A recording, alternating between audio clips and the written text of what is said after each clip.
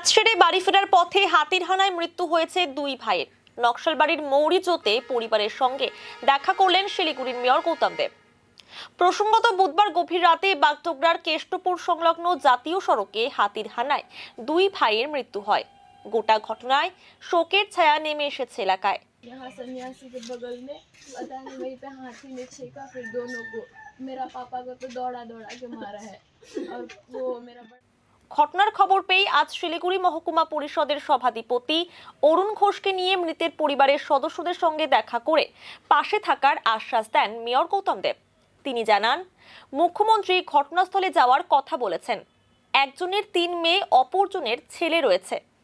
এই পরিবারের পাশে আছি আমরা। সরকার থেকে সব রকম সহযোগিতা করা হবে।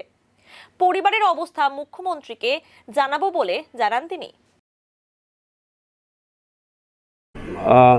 একটু আগেই মাননীয় মুখ্যমন্ত্রীর সাথে আমাদের কথা হয়েছে এবং উনি বললেন যাও ওখানে গিয়ে এদের পাশে দাঁড়াও।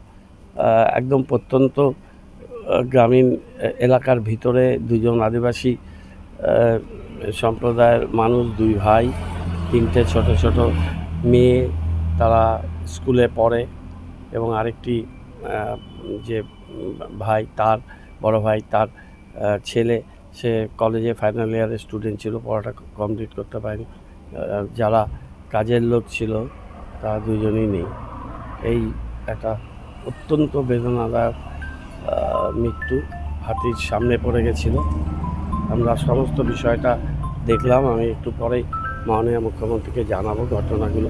মানবিক মুখ্যমন্ত্রী ওদের দুঃখ বেদনার কথা বলবো, আর সরকার থেকে যা যা ব্যবস্থা করা সেগুলো তো সিস্টেম আছে, সিস্টেমে হবে। প্রাণ তো দিতে পারবো না, কিন্তু এই পরিবারগুলোর পাশে আমাদের দাঁড়াতেই হবে। না হলে 3টে মেয়ে নিয়ে মা আর ভাই, একজন যে মারা গেছে তার এক ছেলে এক মেয়ে, দুটো আলাদা পরিবার কিন্তু একই জায়গায় থাকে।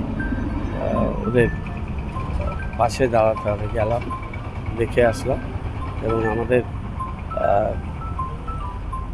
রাজ্য সরকারের মাননীয় মুখ্যমন্ত্রীর আর আমাদের সবারই তাদের প্রতি সমবেদনা। আমার সাথে অরুণ ঘোষ ছিল, আমাদের সভাধিপতি, এবং হাটিকিসা প্রধান উনি ছিলেন। ইনসিডেন্টালি এই মেরুভিউ চা বাগান, যেখানে পেয়ারার বাড়িতে আমি একবার ছিলাম রাতে, ওখান দিয়ে মানুষের কাছে চলো আমার প্রোগ্রাম শুরু হয়েছিল। সেই বাগানে আজকে এতদিন পর আবার গেলাম, কিন্তু এরকম একটা মর্মান্তিক ঘটনা।